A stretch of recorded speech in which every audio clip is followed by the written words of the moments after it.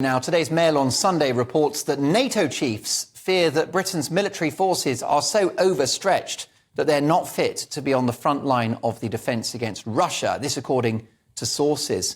The UK is due to take over leadership of NATO's Rapid Reaction Force from Germany at the end of the year. But reports in the German media, backed up by Ministry of Defence sources in the UK, claim that NATO has asked Berlin to remain in charge for an extra year because Britain cannot spare the 5,000 personnel required. There's even a suggestion that Britain, wait for it, has run out of bullets. This story brings the issue of defence funding into sharp focus and begs the wider question, notwithstanding our challenges in supporting NATO, is Britain increasingly at risk of foreign attack? Joining me now to discuss this is the former NATO commander and a former Ministry of Defence Director General, Rear Admiral Chris Parry, CBE. Chris, thank you so much for your time. First of all, your reaction to the fact that this great nation, a country that, alongside the Allies, defeated Germany in the Second World War, is running out of bullets. Well, good evening, everybody. I don't think we are running out of bullets. If we are running out of bullets, we're not running out of much else. You always get this sort of hysteria whenever there's an imminent defence review or revision, in this case, of the integrated review, and all sorts of lobbies start sort of putting things out there saying they're short of this, they're short of that. The fact of life is the integrated review of last year is a pretty good framework for how Britain should shape its defence into the 21st century. I don't think they've worked out how it's going to be equipped, manned and resourced properly yet. But as a basic framework, it's not bad. We're the leading maritime nation in Europe. We've got the most advanced air force, and we've got an army that is fit for defending this country and contributing to NATO. It's pretty rich of the Germans to come back and say, when they only spend 1.1% of their GDP, that the Brits can't take over from them. We spend more than 2% of our GDP. And frankly, right now, the Germans are in the position of being the pot that's calling the kettle black. And Germany's response to the Ukraine invasion was slow at best, wasn't it, Chris? Is this an example of Britain bashing then? Yeah, there's a bit of that. I mean, it won't be long before Brexit is mentioned and all this sort of thing. The fact of life is Britain is probably the leading military power in Europe. There's no question about that. We've got nuclear and conventional forces that can compete with the best, but they're designed to take part within an alliance. And the strongest part of that alliance is the United States. And there isn't one European country that can actually stand up to Russia without the contribution of the United States. And everybody accepts that. So right now, I think we just need to calm down. Remember that we're the furthest geographically from Russia of any country in Europe. We've got the best tank trap in Europe in the English Channel.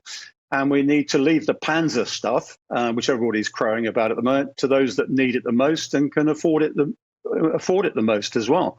We need to be really careful that we don't make general lessons out of what's happening in Ukraine. I've written recently that Ukraine is the last war of the 20th century, not the first war of the 21st. This is proving to be a very helpful and illuminating conversation, Chris. Can we talk about defence spending? Why should my viewers and listeners really care about defence spending when they're struggling to heat their homes and pay the bills? Well, we all should worry about it. We're all taxpayers, Mark.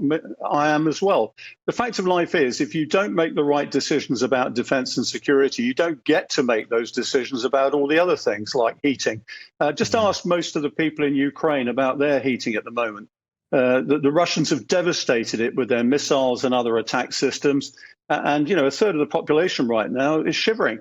Now, that's not a situation we want to be in. We need to deter coercion. We need to deter our potential opponents and say to them, look, if you come our way, you're going to get a nasty surprise. Now, there are some areas that we need to take into account from the Ukraine war. For example, not many of your viewers will realize that the missiles that the Russians are using right now against Ukraine have the range and capability to hit the United Kingdom directly. And so that's something we need to tighten up on.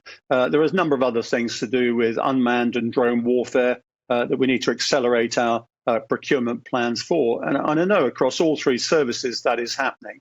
But the fact of life is it's not just Russia. We've got other people who don't like us very much. The Chinese, the Iranians, the North Koreans. So we need to keep our armor bright if we're going to make our way in the world and we're going to defend our allies and ourselves.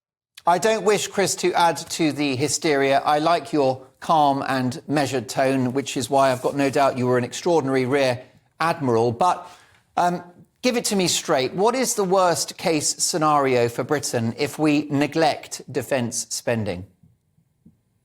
The worst case scenario is that nobody will take this country seriously. And the fact of life is if you can't organise your own defence and security, you can't really organise much else. I think people often say in this country, when the armed forces go to the dogs, then every other institution will have gone. So it is a hallmark of our country. You know, we've got a good, proud military tradition. We're capable of using it for good around the world. We need to continue to do so for our own morale's sake. I'll give you an example. I was in the Falklands War in 1982, and the country we left had really experienced a winter of discontent. There were trade union strikes. The country didn't actually feel very good about itself. 5 months later, I came back and it was a different country. It had a spring in its step and everybody thought, actually, this country is worth fighting for. It's actually worth working for as well. And my hope is that, you know, we can actually galvanize this great country and say, look, we've led from the front with regard to what's happening in Ukraine. We're going to help save Ukraine from an absolutely dreadful regime in Moscow.